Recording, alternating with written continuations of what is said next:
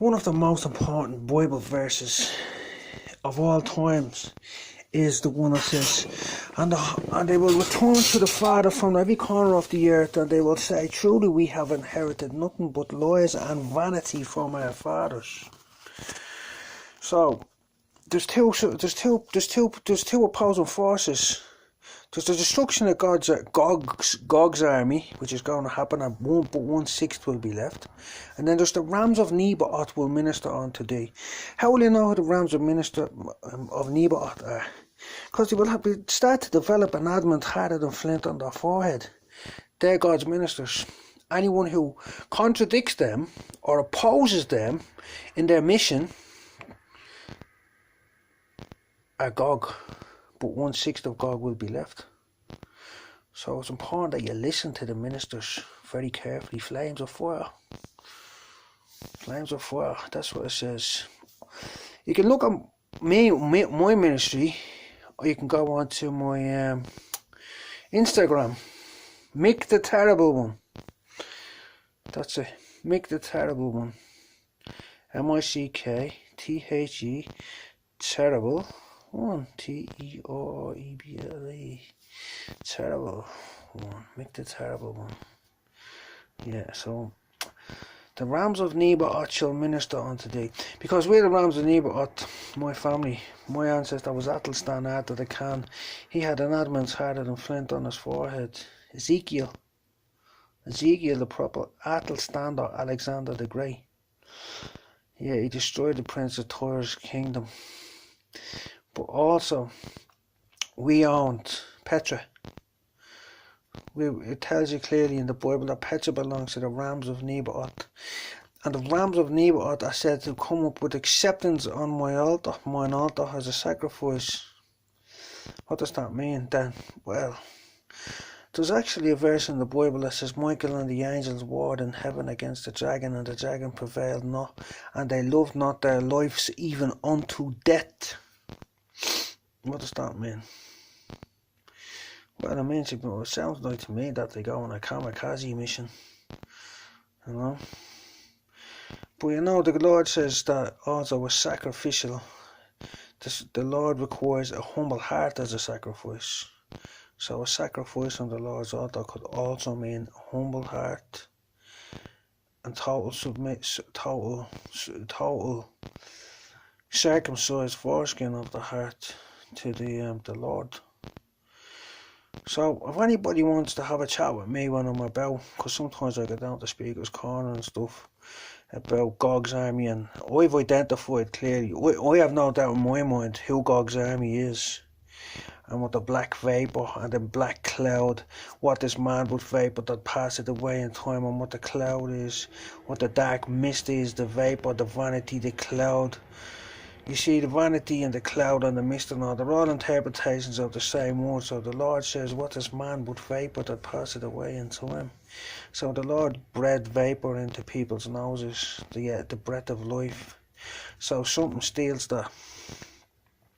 So we have to do a bit of detective work, and the detective work says,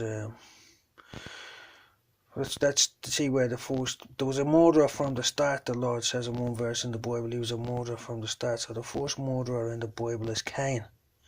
He's called Gilgamesh in other places. He's called Moab, Molech, and Nimrod. He built the first city. He took the first tools upon a stone. He's seen the first person die. He killed him. He fears death. He was terrified of death, so he went out and built cities and done some stuff to steal our life force. Because after all that, his sacrifice is not acceptable to the Lord. So Cain's sacrifice is inside a church or a temple, a synagogue, a mosque. Anything that has a carved that you take a tool upon is polluted. You should not lift a tool upon a stone. If you lift a tool upon a stone, it is polluted. So if it's not polluted, which is the life-giving breath of the Lord, it gives life. You live long and prosper. So the Lord says, wholeheartedly we should return, and fire and brimstone will come from the sky and devour Gog. Gog is gone. Gog's a goner. And me, and the likes of me, are going to be very instrumental. We're going to be the Lord's tool to destroy Gog. We're going to minister. And what's a minister? A minister is like a flame of fire, the Lord says.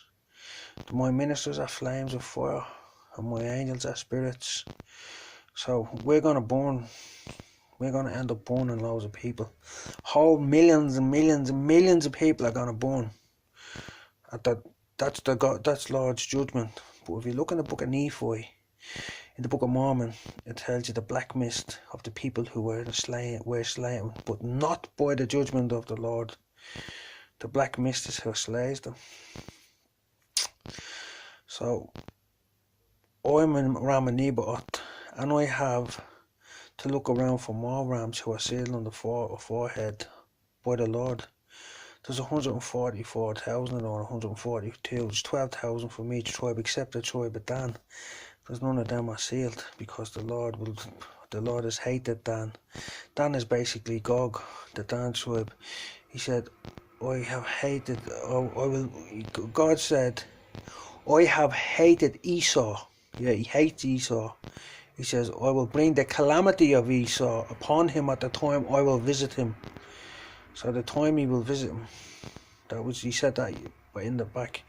See, prophecy is history that God sees, God knows everything that's happened, and he knows everything that will happen and has happened. But when he's explaining to man, prophecy, he's telling you what's happening. But to us, it's history, because it's only happening, or it's future tense. So prophecy is history that hasn't happened yet for us. So the Lord tells us in prophecy. So a lot of people go, there's no such thing as God. But when you see a lot of people running around with probably like the Fibonacci hypothesis sticking out the side of their head, the spiral, the male sheep is a ram, the ministers will minister unto you, then you'll sort of, but you still might be stubborn and stiff-necked and all, and you'll have to be cooked. Because you want to go from the frying pan into the fire. That's what happened. That's basically what your mindset is. If you see someone running around with a set of horns and rams are sealed with the forehead, on the ram's horns on the forehead, like the coins of Alexander the Great in the museums, they all have ram's horns. If you see someone running around with them ram's horns and they tell you to do something or they give you a bit of advice, take it as gospel. Because what they say is acceptable to the Lord, so that's the Lord's ministry. Doesn't matter what you thought you heard from a prophet, in the so-called prophet in the past, or someone who said, see, there's many false prophets. I'm not pointing my finger at any prophets at all. If what the Rams of Nebaioth are saying to you runs contrary to what you heard somebody else said in the past, you heard it through someone, but you didn't actually witness them saying it. When the Rams of Nebaioth are standing in front of you, and if their words contradict what you heard, you throw what you heard in the bin and take on board what you're hearing as gospel. Now you can find all this, go into the rising of the Gentiles, because it also gives you an explanation of what will happen when the Son of Righteousness arises with healing in his wings. It's in the last page of the Old Testament. They will burn, the wicked will be burned as stubble. You have absolutely nothing to gain, only eternal damnation and loss of everything, including your soul, most importantly your soul, if you oppose the Rams of Nebaioth. No matter what your race, creed or colour is, if what you're being told by someone else doesn't comply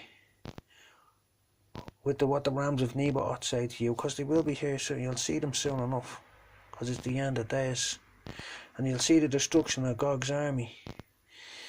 You're only going to be destroyed. That's all you have going for you now, because you're destruction, because the Lord is against you, and no one can defeat the Lord. It's a pointless waste of time to go against the Lord's anointed. You have a lovely evening, and God bless you.